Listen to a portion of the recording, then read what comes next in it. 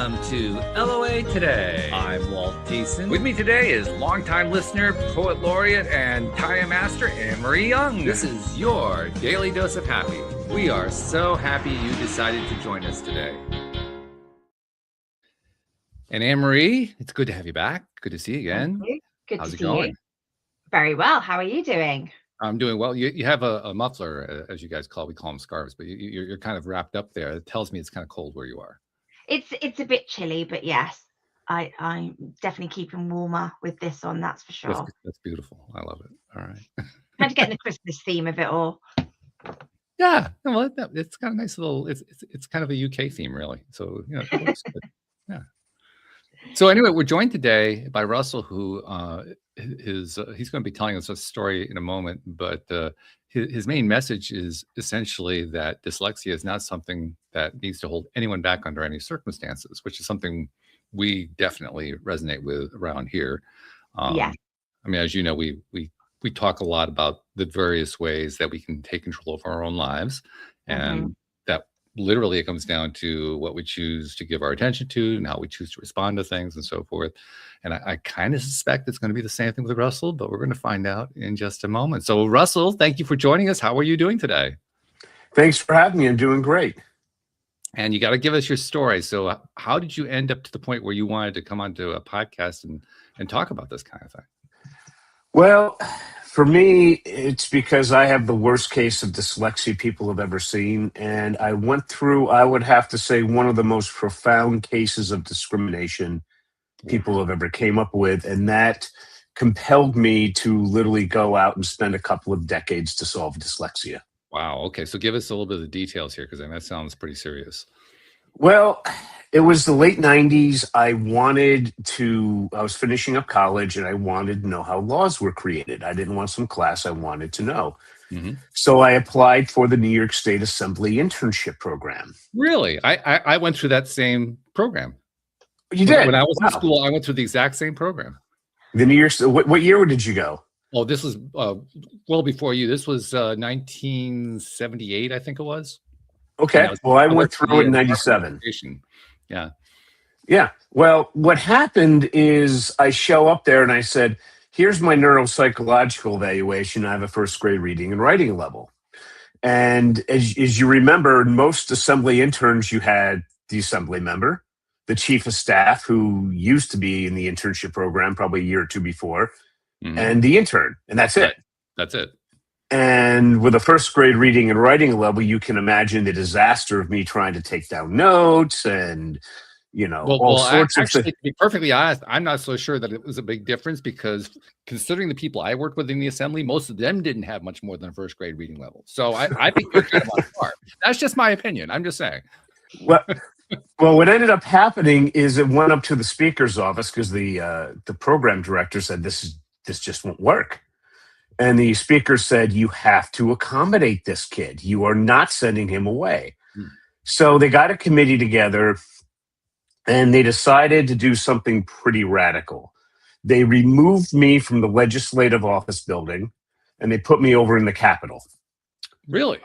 Yeah, specifically the Majority Leaders Program and Council's office. All right. And they were kind of concerned about that because, as you remember, being with other interns is a big part of the internship. And when I went in there, I could see why they did it. There were 3 administrative assistants, and they had no idea what to do with an undergrad intern, like zero. They dealt with graduate students. And as you remember, that is not go get the coffee internship. That's a real staff position. Yeah. So I was like, cool. All right. I was willing to give up the social aspect in order to do real work. So mine was casino gambling. So what they told me was, we now have 3 administrative assistants who can help out. And they said, listen, the director, we help him out with all this. I turned in my first piece of writing. They're like, okay, this is special, but they made it work. So I had a great internship that way. Instead of the big research paper, for the academic portion, I gave a very long presentation, hours long. So at the end, they recommended 15 credits of A-. Everything is great. That's great. Fabulous. But remember, I was in the Majority Leaders Program and Council's office. So the people that I had access to were so much better than anybody else got. I was offered lobbying positions. I was offered senior positions within the state because I could pick up and talk to the people that ran the assembly day to day anytime, because I stayed there late. I came in Saturdays, Sundays, whatever. I was there when they needed me. And you had relationships with them because you were working right there in the office. Yeah, and they liked me because I really I'm like, I'm not here for 9 to 5. I'm here for whatever it was. So then, as you remember, they gave you a recommendation when it went back to your university. And the university didn't have to accept that, but they normally did. Well, this goes back to the political science department of the State University in New York Center at Buffalo. They didn't like you gotta be kidding me. I went to school for a year at Buffalo, but we won't go there. So go ahead. Okay. Well, you can imagine they didn't like the accommodations the state came up with. Well, that's fair. I didn't like them either, so I get that. Well, guess what they decided to modify my A- to for 15 credits? I'm guessing it came down considerably. Take a wild guess. I'm going to be really kind and say B-. F. They flunked me. They flunked you. They flunked me. So at that point, yes, and it's still there. It's still on the only time in the history of the assembly internship. So at that point, I said, I'm done with the discrimination I felt I had all my life. And I asked my college professors where I could go to learn to force myself to read and write so I could teach other dyslexics. Okay. And they said, law school. So I love it. yeah, you're going to love this one. So then I said, okay, I'm going to law school. So it's second day of contracts. And as they do in law school, they ask you, they use the Socratic method. They will literally pound you into the ground. Oh, yeah. By asking you questions you can't answer. That didn't happen to me. Second day of contracts, I'm called on. It's a dyslexic professor named Professor Warner. I respond as his equal, not as a student. He tries tripping me up every which way. I'm responding back. He's getting annoyed, so he's yelling at me. I'm yelling at him.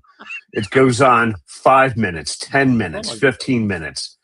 He throws up his arms, said, Russell, you can't be any more correct. In the interest of time, I have to move on. I learned law school in that 15 minutes. I found later that dyslexics, once we go to grad school, we own the place day one or soon thereafter. Interesting. I learned to read within a month. I learned to write within a couple of years. Then I went back to the New York State Senate and I said, I want you to fund my dyslexic research project, which they don't do. I'm sure. Mm-hmm. So they sent me over to the New York State Education Department, who said, if we're going to even look at this, we want a New York State SUNY distinguished professor in psychology to look at this. Oh, and they said, where's this located? I said, out of Buffalo. That's their top rank. It's the biggest college, the biggest university center. And they had 2 distinguished professors in psychology. Mm-hmm. Just so happens the one who gave me that evaluation for the internship, same one, was a distinguished professor in psychology. What a and shock. she was it was the luckiest moment of my life. So I went in. She tested me for 20 hours over 3 days. Wow. The most brilliant woman I ever met, pounding me for 8 hours a day. So she writes it up and says, yes, he can go from first grade to grad level and back down again. And here's how. So I'm sent over to Professor James Collins to connect my work to his. People said it was going to take years. I had to get it done in less than 2 weeks because there was a university-wide competition I had to enter. Oh. So I got A+ in less than 2 weeks and got $15,000. And we tried it out on our first student. She went. I wanted to focus on students like me in high school so they wouldn't have to go through the hell I went through. So they're highly intelligent, highly motivated, juniors and seniors. They went from middle school writing skills to the average of entering grad students. Wow. Okay. So we did that for a couple of years, got the state funding, went into the public school, 1 class period a day for the school year. Middle school writing to average range of entering grad students. They all went on to college. They all graduated GPAs of 2.5 to 3.6. Costs less than $900 per kid. Wow. And that's how I got started. That's fabulous. Wow. What a story. What a story arc that is. And I think probably the thing that stands out to me the most, like I said, I've been through some of those institutions. It's not the same way you went. I was doing a different path, but I attended State University of New York at Buffalo for 1 year. Unfortunately, the year that I was there, they put me in a room with 3 other guys, 2 of whom ended up being the biggest drug dealers on campus. So it was kind of ruined the year, just a little bit, and I did go through the state assembly, but I didn't do that through SUNY Buffalo. I actually had transferred to a smaller school, Colgate University, and I did that through that school. But I have to say, your experience, among other things, gives me hope, because when I went to Buffalo, I didn't have any respect for anybody who was there, because they were just, they didn't do anything to help me at all, despite the fact that I asked for help. And it's nice to know that they're actually improved since then. So, you went through some pretty tough stuff there, but the way I'm reading it is they actually got better. In some ways, yes, but the political science department has still flunked me. I believe that. I'm sure so as an appreciation for that, for what they did almost 30 years ago, I've been on over 150 podcasts explaining my story. Wow. Fantastic. Absolutely fantastic. Maybe one of these days they might listen to it. And one of these days they might notice and maybe want to try to rectify it. Perhaps. That's a little optimistic, I think. But that would be great if that happened. I'm not against it. Don't get me wrong. So that's how I got started, but we ran into a little bit of a problem. People thought that what I created was going to work for the typical dyslexic. And I was like, no, it will not. The school district, I said, don't try this on normal kids because it's the GRE writing test. This is for people who graduated from college. Okay, it just gives them exposes them to all these different really hard questions. They tried it anyway. Complete failure. So then I was told I have to go back and figure out how to get the same results, but for normal kids.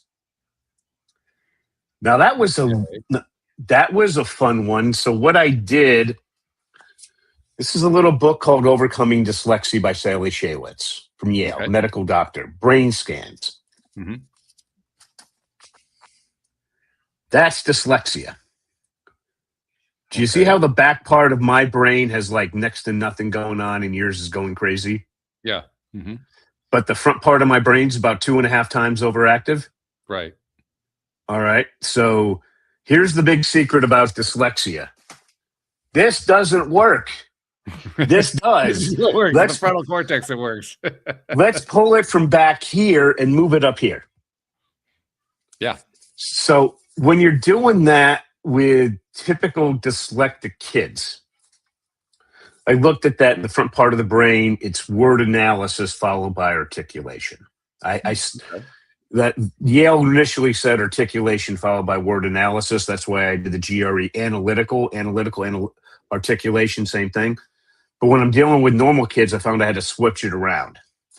But when I started to try to work with them, I found out I could get them to do precisely nothing. So I'm like, how do I get these normal kids to actually care? And then I remember when I did my when I went to law school for grad school, I was like, yeah, well, if you like politics, you should do well in law school. So, and I did really well there. And then I started asking other dyslexic professors, and they said, well, when they went to grad school, they were horrible K through 12 in college, but when they went to grad school, topped their class day one. I was like, what's going on? Oh, graduate school is very specialized. It's what I like to call a speciality. So I was like, okay, let's explore that. So I'm going to tell you the most motivated kid I ever met to illustrate how important this is. Her name was Casey. I never saw this before. I will never see this again. She was 10 years old at the end of 5th grade, reading at the 2nd grade level, and she turned 11 over the summer, and she loved Theodore Roosevelt, so I assigned her this little thing, The Rise of Theodore Roosevelt. Okay. All 900 pages. This won the Pulitzer. Good sized book. So Casey, it's for 10th grade to first year college level. So Casey wanted to do reading first, so I gave her the process. I told her to do 10, 20-minute sessions a night, a couple of times a week. I didn't know Casey. Without her mom's knowing, she essentially locked herself in a room 3 hours a night for 6 months. Wow. At the end of that, she could read every word in that book and do the dictionary definition of every word in that book. She jumped 8 grade levels in 6 months. Wow. Yes. And her mom wanted to know if this was just for that book. So I assigned her something she didn't like. This is my most popular book. This is Walt Disney's The Triumph of the American Imagination, all 1,000 pages of it. Have you ever been to Disneyland or Disney World? Mm-hmm. Have you experienced the Disney magic? I would say. Yeah. 2 universal themes. Takes most students 1 to 2 years to find them, usually at least 2. Casey figured it out in 3 months. Mm. So I told her mom, come on the call because she was going to get a kick out of this. I was like, Casey, you figured it out. You can now, this is transferred over beyond your original book. How did you like Walt's biography? I hated it. I was like, okay, you can dispose of your book. She literally physically destroyed it in front of her mom. She hated it. Here's the key point of why I'm spending so much time on this. I said, Casey, how much did your motivation drop when you moved from something you liked to something you couldn't stand? Mm. She said about 50%. Most other normal dyslexic kids, you're talking 75 to 90% drop. Yeah. Mm. So you step outside of that speciality, their area of extreme interest and ability, you're down 75 to 90% for most kids, thus making the intervention, it's going to fail. So that's the first thing that I've learned with these kids. Number 2, and this is what I got from senior professors. Do any of you know any dyslexics at all? I know some ADHD. I'm not sure if I know of any. ADHD works just fine as well because it's the same thing. Okay. Give me a name of an ADHD person you really know well. Oh, one of my co-hosts, Joel Elston. Okay. What's Joe's speciality? What's his area of extreme interest and ability? Joel is a life coach. He early in his life he had a gambling addiction. Speaking of gambling, and he went through a whole crash and burn thing on his side and came out the other side and basically turned his life around. And today has an amazing life coaching practice and just has done incredible things with his life. Right, but just name one thing that he really loves that he's really good at. One thing. One thing I would say working out in the gym. Okay, so he likes to weight-lift. He weightlifts, yeah. Okay. All right, so weightlifting. All right, so when Joel's thinking, if you ask him, when he's thinking about weightlifting, does he have ideas flying around his head at light speed but with little to no organization? He's going to say yes. I have a show with him later on. I'm going to ask him that question. Okay. Well, he's going to say yes to that. So what we need to do is to force the brain to organize itself by using writing as a measurable output. Okay. So that's the key. We have to force his brain to organize itself by using writing as a measurable output. Because when you're dealing with, so he's specifically ADHD, correct? Yes. Mm-hmm. So trying to get him to concentrate on anything outside of his speciality, forget it. It's just not happening. I think he'd probably expand that to say anything outside of his interest areas. Yes, I call that his interest, his speciality. So if you put him back into school in, doing something he has absolutely no interest in, it's going to be incredibly hard for him to try to focus. You stay within that speciality, he is laser focused. Good luck trying to pull him away. Yeah, well, he's going to be the one teaching the class when you go back to school. I mean, he won't be sitting there as a student. Right, but I'm just saying, imagine if he was a student again. If he was something he's not interested in, it's very hard to focus. If it's something he's interested in, He just he won't even try. It's not even, if it's not of interest, he just, he's gone. yeah, but when you're a kid, you don't have a choice. True. Generally. Yeah. Mm-hmm. But the key thing is, so during the intervention period, it's not forever, you have to focus on the kid's speciality, their area of extreme interest and ability. And then finally, what I found out is we have to do word analysis followed by articulation. So just so your audience has something that they can leave with a smile they can help their kids with. Did you ever work with ever know a dyslexic elementary school kid? Either of you? No. I worked with a dyslexic, you're saying dyslexic and ADHD are the same thing. I worked with a kid who was ADHD many years ago in an alternative school that I helped to start. Okay. So, I'm saying the treatment is the same thing. How to overcome well, it. We didn't really do treatment. We basically gave the kid freedom to follow what they wanted to do, and they did pretty much what you were describing. Okay. In elementary school, was the kid writing a bunch of essentially randomly placed misspelled words? Probably, but I didn't really have contact with her when she was in elementary school. Okay. So I'm just going to give you make up a name for the student. Okay. Let's call her Joanne. Joanne. Okay. So what we're going to do with Joanne is to now show your audience how to have the kids not write a bunch of randomly placed misspelled words and how to do some basic sentences. Okay. This is the biggest thing that the parents complain about.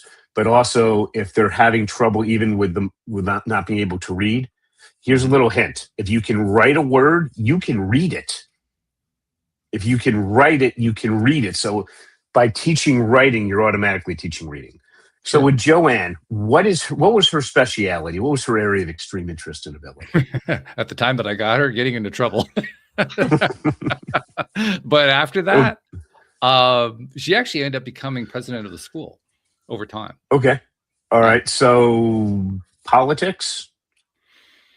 Today, no, I wouldn't describe her as being political. She's no, but in elementary school, what do you think is something she really loved to do? At that time, no, I think she was mainly just trying to find her placement in the world. She was trying to figure out who she was and where she could fit, because most of her experience had been very negative. Okay. So let's just try to say, what would we call that? Just trying to find friends? Yeah, that was certainly part of it at that time. Yeah. All right. So let's just say her biggest thing was she wanted friends. Okay. Mm-hmm.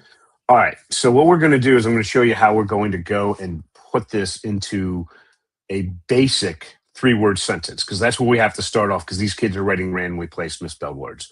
Okay. So what you're going to do is you're going to open up a laptop computer, not an iPad, not an iPhone, certainly not handwriting. You're going to type out hero +, what are we talking about? And they're going to copy that. Now we're going to replace hero for Joanne. Joanne +, what are we talking about? Then you're going to have a list of 10 things Joanne really, really likes and 10 things she really, really hates. Okay, dislikes. So the first thing on her list that she really likes is friends. So we got Joanne +, what are we talking about? We're going to replace that with friends. Joanne +, friends. See how we got there? Mm-hmm. Okay. Now, I'm going to try to fool you with the simplest questions ever.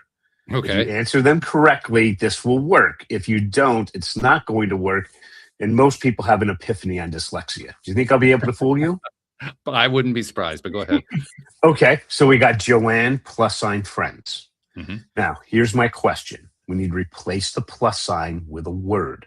Here's my question. Does Joanne like or dislike friends? It depends. At that time, it depended a lot. Well, let's say she's really trying to make friends. This is what she's really into. If she was trying to, then I think we have to assume that she was liking friends. Okay, so we got Joanne + friends. Here's my question. We got to replace the +. Does Joanne like or dislike friends? Joanne likes friends. Okay, but that's not what I asked. Okay, fair enough. Do you see where you made a mistake? Well, I wasn't sure that I made a mistake. What I did was I tried to make a guess based on what I considered to be ambivalent input. But tell me. Okay, well, I asked, does Joanne like or dislike Friends? Hmm. Okay, that's replacement. But that's not what you answered. Do I have you confused, or do you want to give it another shot? I think I see where you're going. Why don't you straighten this all out? Okay, well, I asked, does she like or dislike? You automatically added the S and made a complete sentence.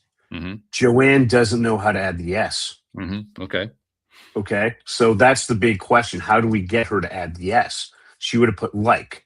So it would have been Joanne like Friends. Okay. Not what I Okay. was expecting, but that's interesting. Okay. So how do we get her to add the S? Now, if you're talking about a $75,000 a year private school, you're talking about seeing, touching, hearing, Orton Gillingham multisensory structured language approach. Takes years. It would take you 2 years to become certified and $11,000. Here's how your audience can fix this tonight. Have Joanne read what she wrote out loud. Joanne like Friends. Then you ask, Joanne, does that sound generally correct? She's going to say no. And you're going to say, fix it. Joanne likes Friends. Hmm. So we do that with 10 likes and 10 dislikes. Now she's writing a basic 3-word sentence correctly. Okay. Okay. Now, do you see how like and dislike is a simple form of word analysis? The way you're presenting it now, yes. Okay.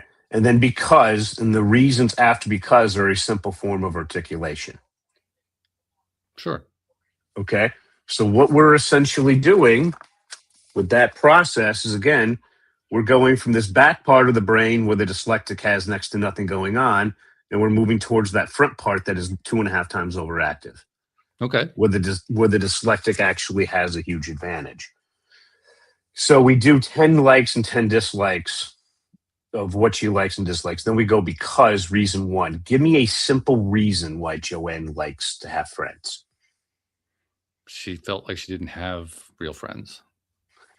Joanne likes having friends because she felt she didn't have real friends. Now, do you see how that we probably have a whole mess of misspelled words there? Oh, undoubtedly. Here's how we fix that. Okay. We tell Joanne to read what she wrote out loud. Does it sound generally correct? We're just caring about grammar now. She keeps rewriting until it sounds generally correct because the schools have a huge problem with massive, huge grammatical issues. This eliminates that. All right. Then for every time, then once that's done, if there's a misspelled word, she has to keep retyping it until it's correct. And she's going to do that between 3 and 13 times generally. Each time she makes a mistake, she's going to concentrate so much harder. I'm not going to make that mistake. I'm not going to make that mistake. And she makes it again and again until she doesn't. As she's concentrating each time to retype it, she's concentrating deeper and deeper to around 9 to 13 times. Sometimes you can see sweat coming down her forehead. That's how intense the kids are thinking. That's where the magic happens. Eventually she gets correct. You do that for the 10 likes and 10 dislikes for reason 1. Then reason 1 and reason 2, make sure all those are spelled correctly. Then reason 1, reason 2, and reason 3. You have now moved her writing to the end of 2nd, beginning 3rd grade level, and the reading has increased significantly because now she knows what those words are.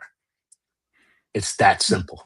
This is interesting on a number of different levels. To give you a little bit more background, the school that I was involved in creating was one where the kids are completely in charge. There's no staff structured curriculum going on at all. And so literally they follow their noses all day long. So a lot of what happens, first of all, a lot of what happens is not what most people would consider to be classroom work. It's mostly play and exploration and conversations and things like that. But along the way, you can kind of watch from afar and see the arc that kids go through. And they're all different. Every single kid goes through a different arc. But one thing that plays out very consistently is if you let them just follow their interests and follow the things that they're passionate about, which is what you were alluding to, they find the way to learn it. Now, you were describing in detail some things that I'm pretty sure happened that I couldn't see because I didn't see in her particular case, in Joanne's particular case, what she was doing when she was actually learning how to write better. But the net result was very much the same thing. She dove in, she played with it, she learned with it, she did her thing for a while. And then after a period of time, all of a sudden, my goodness, she can write. Where'd that come from? Exactly. Very much the same kind of thing. It's just not pre-structured. Right. And the reason why I'm giving you that structure is because this is the science on what actually works for dyslexics. And I'm just following that with other things that I found have worked over the years. So when people want to know how successful this is, I couldn't tell them because my clients don't want their stories reviewed. People are very, very concerned about their keeping things dyslexia private. Until last December 27th, I met Kimberly, and she said, yeah, you can use me and my son to let people know what it's like. She just had spent $700 to have her kid tested by the state of Ohio. Reed was in 5th grade, 10 years old, reading at the 11th percentile, writing at the 4th percentile. He was retested 6 months later. But I'm going to give you the test results of when he went into public school in August, which was 8 months later, just because these were in school. Mom was nowhere around. It was completely clean. He jumped to the 64th percentile in reading and 65th in writing.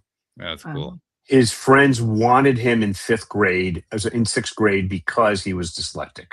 I'm sorry, because for social reasons. So now he's in normal classes, getting A's and B's. His mom taught him literally 7 times faster than the public school could have taught him, and it's solved. And she did that in 36 hours. Really cool. Yeah. Yeah. Amazing. Mom did that in 36 hours.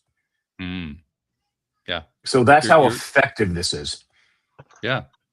I believe it. What you described makes total sense to me. I can see where it would probably surprise and freak a lot of people out. I'm kind of wacky. I live outside of the norm of most societies, so it doesn't freak me out. But I love it. I love what you're describing. It's really cool. Anne-Marie, have you heard stuff like this before? I haven't. This is an area that's not really on my radar. I haven't come across it, but I'm finding this fascinating, and I think sort of we probably had kids with ADHD when I was at school, but they were just classed as problem children and dismissed, really. And actually, I'm loving the fact that Russell's gone in and worked out, oh, this is how the brain works and this is what's happening. And they're actually super clever. And it's just a shame I feel so many people have been written off. It's true. In the education system. Well, here's the thing. I actually used a book called The Craft of Research. Are you familiar with it? No. It's a book designed by the University of Chicago in 1995. It sold over 1 million copies to teach PhD students how to write their doctoral dissertations. And I was told to bring that down to grade school, which I've done. So here's an example. It breaks things down into context, get everybody on the same page. What is a problem statement? And then coming up with a solution that's original. So just to show you how we do a more evolved context, we first of all show them how to do basic body paragraphs. But this one, people tend to find very interesting, is what I'm about to do is show you how to take dyslexic and ADD kids and ADHD kids and have their body paragraphs structurally be more advanced than AP English high school kids. Okay. Have any of you ever heard of applying a warrant to a body paragraph? No, I don't know that. No. Okay. So do you remember when you're writing your papers, going through your education, you have your topic sentence, then your data, and do you know how it didn't flow very well? There's something felt a little off. Yeah, that was pretty frequent. Okay. Here's what they do at the PhD level. They have you apply a warrant. So what we do is we'll have a hero. Hero wants to accomplish something. We'll find the most important word in that sentence. That's what I like to call a base a base universal theme. And just, let me backtrack a little bit on why that's important. I want you to think of a movie that you think is one of the best of all time that everybody knows. What movie would that be? I don't know. Star Wars. Star Wars. Describe the universal theme of Star Wars in one word? In one word? In one word. One word. What word am I going to pick? Rebellion. Yes, it makes you think. Rebellion. Okay. So can you see how when it came out, the Ivy League reviewers probably wrote, this happened, and this happened, and this happened. And it's like getting the score of a sports match after you recorded it and before you sit down and watch. It's like, why watch it now? Sound familiar when you read Oh, those? So what you do is you would take the word rebellion, and then you would ask yourself, how did the director, how did the actors, and how did the screenwriter do? And then you write your review based on that. Okay. It's just when you do it through a universal theme, it makes expressing it really focuses things. Sure. But the problem is, you see, rebellion is still very broad. Oh, yeah. It's not really yours. So what we do is when we start off with a more advanced context, we say, what does the hero want to do? And we pick the most important word. And like rebellion, it's very broad. So then we would go to the thesaurus and we would look, maybe you do 5 words, 10 words, the entire level, multiple levels. You try to find the synonym with a definition that best matches what's in your head. And then that's your universal thing. So I would literally have the kids type out the word, type out the definition. And eventually, as they kept doing that, they would develop a vocabulary of hundreds of evolved words that would be with them forever. Okay, so then now we have something much more specific. We would then have the ultimate villain that could best prevent the hero from accomplishing their goals, a person or a concept. So we'd have the hero, the universal theme, and the villain. Make this simple sentence out of that. Then we would come up with 3 good reasons, and I mean good ones. Each reason we would then reduce to a universal theme, which would allow us to find a quote at the beginning of the book and one at the end. We would usually find lots of quotes, then pick the best ones. Those 2 quotes are our data for an involved paragraph. From those 2 quotes, we would then create the topic sentence. And then, because they're from the same universal theme, we would apply a warrant, which is simply asking a how and why question, and connects the topic sentence with the quotes. Now you do that, there's a few other steps that we add on to it, but just doing that, when a university professor looks through and they go, oh, this kid's using a warrant. This is automatically at the college level if done properly. I show that to 6th and 7th graders. Wow. That's really interesting. It says a lot of things. It says things about the 6th and 7th graders, but it also says something about the college level education. Well, yeah, I mean, because literally these kids are not, when I ask about people with master's degrees, I have found precisely 3 that knew what a warrant was and how to use it. Yeah, well, that doesn't surprise me. Yeah. Right. So they may have learned the concept, but they didn't know the term which you learn at the PhD level. Possibly, yeah. Certainly wasn't something presented to most people going into a master's program, I would think. Right. So, but I show this, I have students mastering this by the end of 7th grade. So now we start to get a very interesting aspect where the AP English kids, the seniors, are finding that structurally middle school dyslexics are writing more advanced paragraphs than they are. Yeah, that would be annoying. And they don't like it. No, they wouldn't like that at all. And then we start moving on to a problem statement. Now, what I did there is I removed 2 key aspects to keep it to 1 book.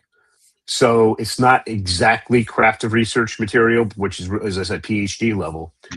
But what I'm sure you remember Mice and Men? Oh, yeah.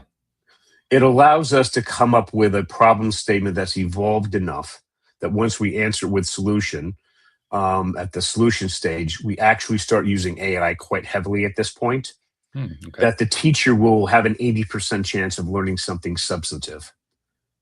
So I want you to imagine when most teachers going through who've taught AP English for decades, maybe have 5 to 15 times in their career that they learned something substantive from a student. Probably. This happens almost every paper for my kids who go through this. Drives the AP kids crazy. I can see why. It really is at the senior level of college. Wow. And then really if they interesting to me, too, is that, I mean, there are a number of things that are interesting, but the thing that jumps out to me is that what you're describing is what I might call, well, it's popularly called a hack these days. That's not the term we used to use when I was growing up, but that kind of thing is called a hack. And hacks are something that advanced students like AP English students learn all the time. They learn it in math. Math is just full of hacks, you know. So it's just kind of amusing and fascinating that the students who are advanced students, because they learned all these hacks, would be put off because younger kids learned hacks that they didn't know. I mean, that's really a fascinating thing. Yes, because, well, here's the other thing. The professors are expecting these kids to know the craft of research thoroughly before they go on to college. And they're not anywhere in the country. Right. Because they were doing it that age, but these are also, you know, academic superstars. So I've actually had kids where they came back to me and said, okay, you showed me that, but I want to do the real craft of research. So, for example, with Mice and Men, they would be looking at disability law and disability ideas applied to that. And there's all these obscure little journals. And I would say, okay, we can add in those steps. And they would literally go and get a couple of dozens of those articles. We would find a hole, and then they would work on that hole. And then the paper they wrote, they could actually submit it for publication. Now, if you actually went ahead and got accepted, do you have any idea what being accepted in even obscure little journal means for your chances of being, you know, allowed into college? I mean, wow. Yeah, it's fairly significant. Yeah. And so basically, this is, and if you know how to do this and you don't know anything about artificial intelligence, you can guide it, you can direct it, you can use agents because you understand the entire process. The kids that know this are the ones that get the really good jobs later. If you can't, good luck. That does lead to a rabbit hole, and I won't have us go all the way down the rabbit hole, but I think we should at least put our toe into it, which is, what do you think the emergence of AI does either for or against kids who are learning the method that you're teaching them? Oh, well, I can tell you exactly what happened. I had a student who hated AI. This was not 2025, it was 2024. He graduates, and his manager loves AI. He said, I'm not going to have you spend hours and hours trying to write normally when you could have AI draft things for you in 10 minutes. So he wanted to know if they could come up with anything useful to the company. I said, okay. He contacts me, he's scared to death. And I said, okay, pick a model, talk to it, type with it. I don't care, figure out context. I trained you in this. You practice in college for 4 years. She comes back. I did that. And I said, okay, go do problem statement. He comes back a few days later. I hate this. I said, welcome to the grown-up world. So then I say, go do a solution. It's 5 paragraphs. It's really tight. And his boss said, yeah, we've had this problem for years. It was never worth it for us to fix, but you found a solution for it. Within a week, he's training his peers on how to do AI. He's trying to say, well, here's how you do the context, problem, solution, thinking they know what this is. They don't have a clue. All right. The ones that were able to pick it up maintained employment. Those who couldn't were gone. They now expect these kids to become, senior within 6 to 12 months. So how you do that is you have the kids run a deep research project on anything they're doing, and they use that as a model. And I'll tell them not just for the project, but per section, and sometimes even per paragraph, run a deep research report and then model it compared to how you're doing. And then you can learn very rapidly. And those who can do that, they are going to become immensely valuable, have these huge salaries. And if their current company doesn't pay them, somebody else will.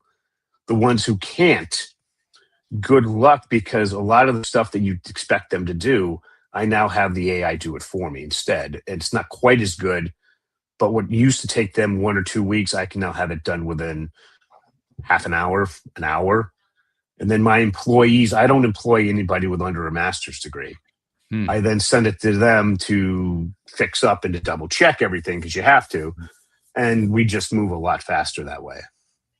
I'm curious too, because you mentioned that they're expected to become senior in 6 to 12 months. Is that because of the fact that we're in the early stages of AI being included basically in the workflow, and people are still what you're finding is these kids can't get jobs now.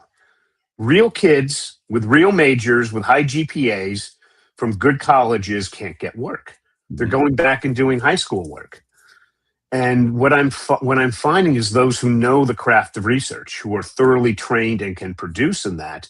Like, for example, I had one of my former students just graduated this May, came to me and she's like, none of my friends can get a real job. I said, okay, we'll find you a real job.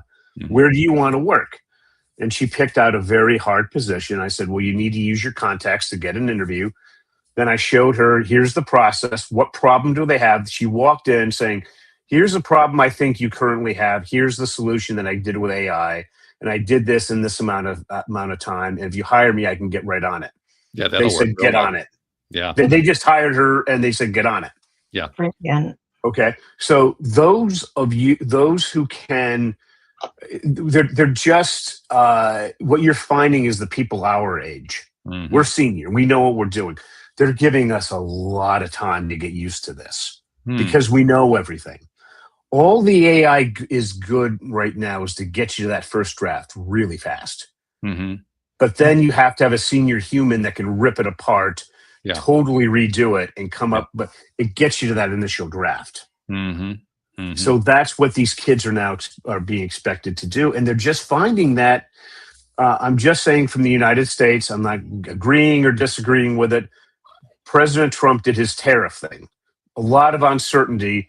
So the companies just said, pencils down, let's see what happens. We're getting baby boomers retiring at record levels. The new Zoomers coming in are even smaller than my generation. I'm an Xer. And they're just finding is they just don't need the people. And those that can do really well with the AI, they're going to be they're so much more valuable that their salaries are going way up or somebody else will pay them. Those who can't, well, if you're not going to be 3, 4, 5 times more effective with this, then, next. And they're just not hiring the kids who can't do that. This is really fascinating because we started off talking about dyslexia and the discrimination you experienced and so forth, and how you developed methods for dealing with it, not only for yourself, but to help other people as well, which was a great storyline.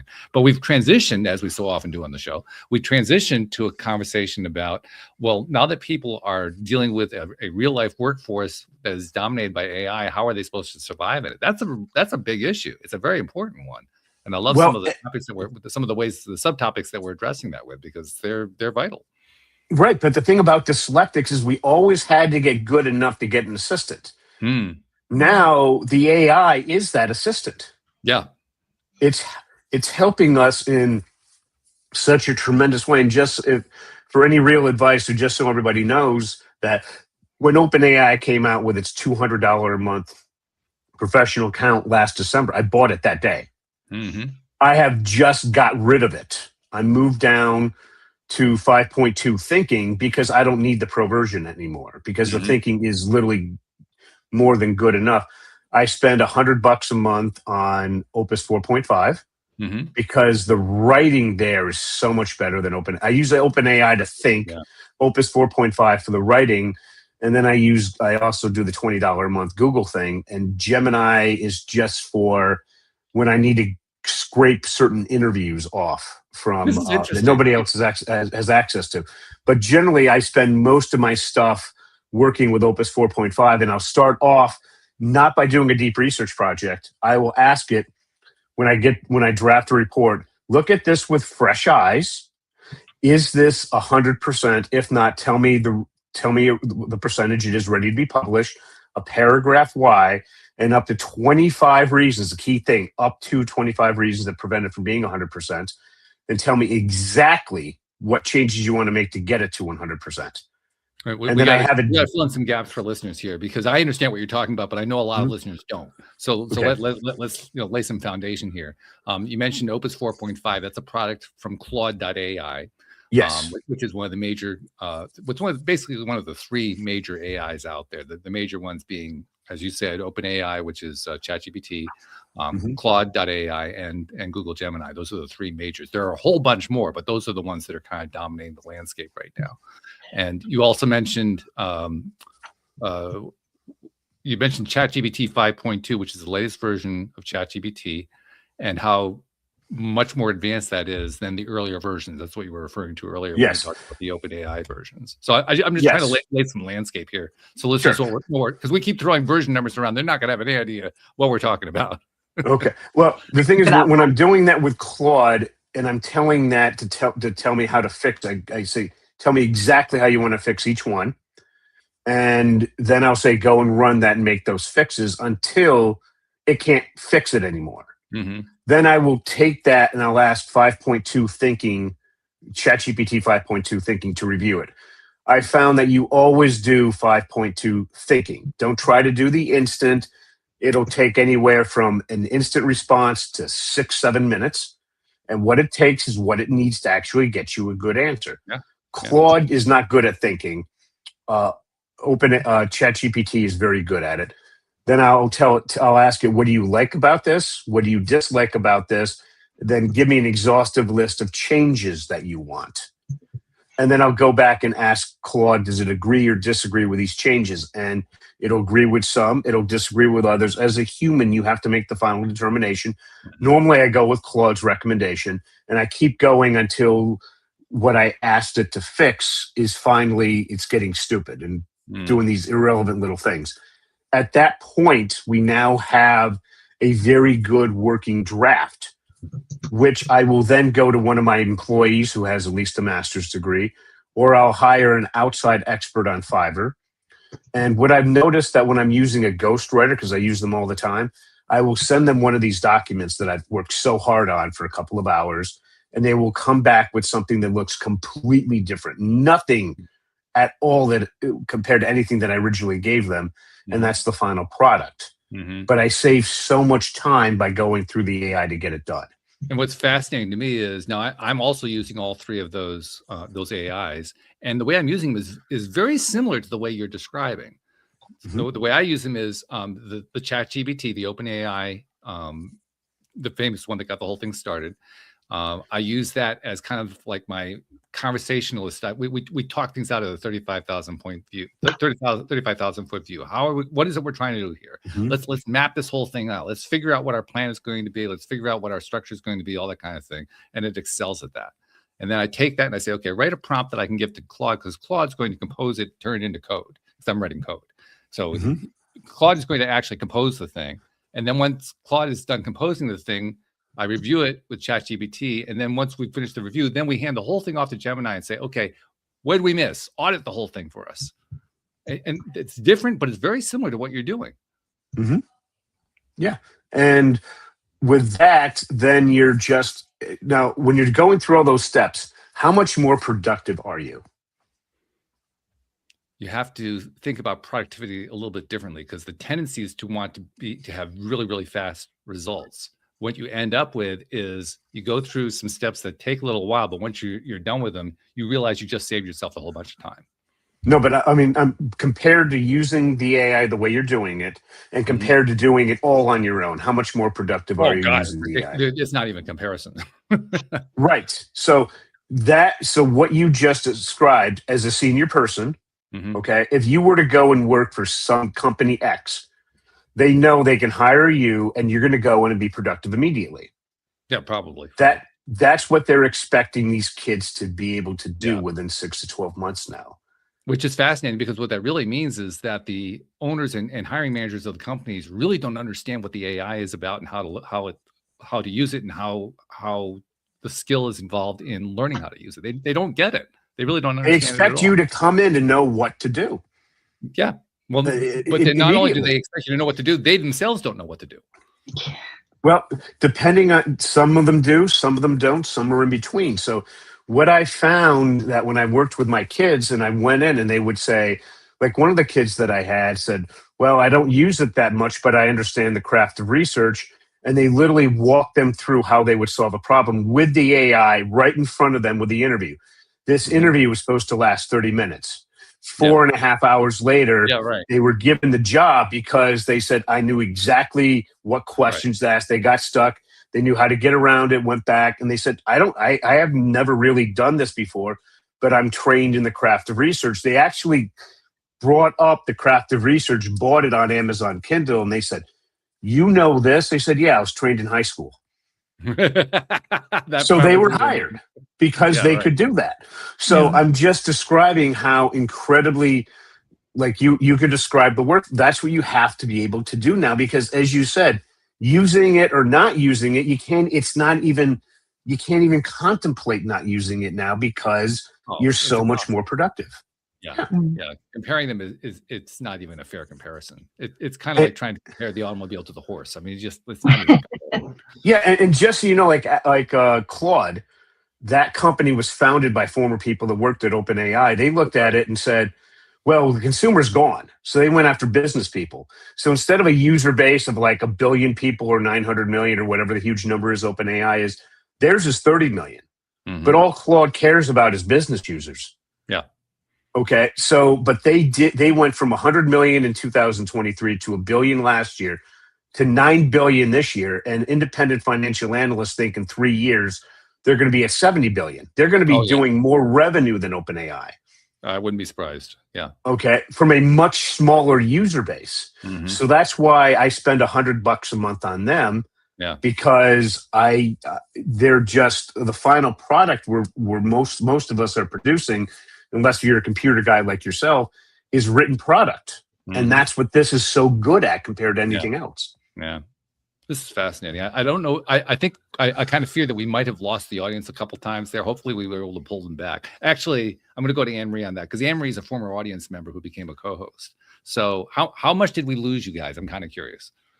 I'm glad you explained some of it. That really helps. But actually, you didn't. It was, and it's one of the notes that I've made here is finding your resource and using it and learning about it and using that to help you to make things easier and to make things progress.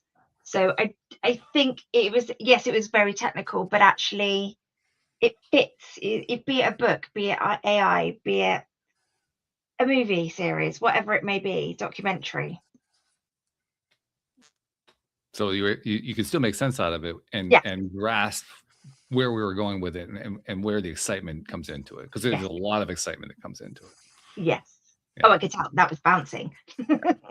So like, I mean, well, we're at the point in the show where we normally do this anyway. Like if you were, this is going to be one of the more challenging ones for you, because I mean, you do this after every time that we interview somebody, but this time I'm asking you to tie it together for something that was a little bit harder to follow. How do you tie this one together today? So I think I'm impressed just by the sheer passion and the determination of, like, Russell having this dyslexia and being failed for it when he shouldn't have been, and all these hurdles that you had, but you used that determination to assist others so that they didn't feel undervalued. And I liked the advice, which I think is transferable, is find your passion, learn to train your brain around whatever that may be, and like I said, using those resources, be that AI exploration, building your skills. Mm-hmm. Very good. All right. And Russell, I'm going to go out on a limb and guess that you're open to being contacted by people who are, in the same kind of boat that you were in and looking for help to get out of that boat. So how do they find you? The easiest thing to do is just go to dyslexiaclasses.com. That's plural with an S, dyslexiaclasses.com. There's a button there that says download free guide. Just click on that, answer a couple of questions, you'll get a free guide. But the most important thing is to set up a time to speak with me. It's a half an hour, doesn't cost anything. I help talk to you and your child, find out what their specialty is, find out what their book is, their audio book, and how to get them started. Excellent. And you said you've done hundreds of podcasts. Hundreds and hundreds of kids. We're now in the process of moving everything over to a learning platform called School. I actually am having a mom who I met on a podcast. She is a certified elementary school teacher. And when her daughter was born, she became a homeschooling mom. Mm-hmm. She's bringing her son August through this, and she's going to be putting up how exactly she did it. And because she's a teacher, it's obviously going to be really, really great. And it just allows us to work with a lot of parents, because a lot of them say, well, I really can't afford much, and we work with every budget. That's really great. I love that. Really, really good. One final thing that I like to do, since we're at the end of the show, and by the way, personally, I could have carried this conversation on for another half hour at least, because this was fun. I was a little bit afraid we were losing the audience, but I'm glad we kind of tied it together, so that's good. But one thing I always like to finish every episode with is when somebody like you comes onto the show as a guest, and you described your trials and tribulations that you went through. First of all, those are where we learn the most, and you learned a tremendous amount, to the point where you were able to actually help other people who go through the same kind of thing. And of course, that's the passion that you're bringing to this. That's why you're doing hundreds of podcasts. That's why you're helping hundreds of kids, because that's so important to you. But as you know, we now live in the 21st century where we're able to do podcasts, and we have all these different ways that we can publish social media, and we can write books and all kinds of stuff now that we couldn't do before. And we're reaching people in ways that we could never reach before.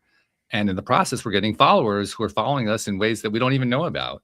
And I noticed that there's a little bit of a gap there because we don't get credit for that. So Russell, I wanted to tell you on behalf of those people that you've never met and never seen, never will meet and never will see, who you've been helping just by doing these podcasts and sharing on the various ways that you share online and social media and everything else that you do, people who you're helping, and you don't know that you're helping them, but you're helping them and you're just not getting credit for it. On their behalf, thank you for what you're doing, because you are making a difference in the world. Well, thanks for having me. And just so you know, we met on Podmatch. This is my 151st podcast on Podmatch. Is it really? Congratulations. Yes. Well, if you look at the leaders board, I've been either 1 or top 5 for the past 5 months. Very good. Yeah. So you've been active, very active. Yep. This is my second podcast today. I'm doing 2 more tomorrow. Wow. Fantastic. Yeah. Well, keep it up. Keep doing what you're doing. Great stuff. I mean, and thank you for sharing with us. So this has been a fascinating conversation for me. I don't know how many listeners I lost in the process, but I loved it. So thank you very much for that. Well, thanks for having me on. And thank you to our podcast listeners everywhere. We will see you all next time here on LOA Today. Goodbye, everybody.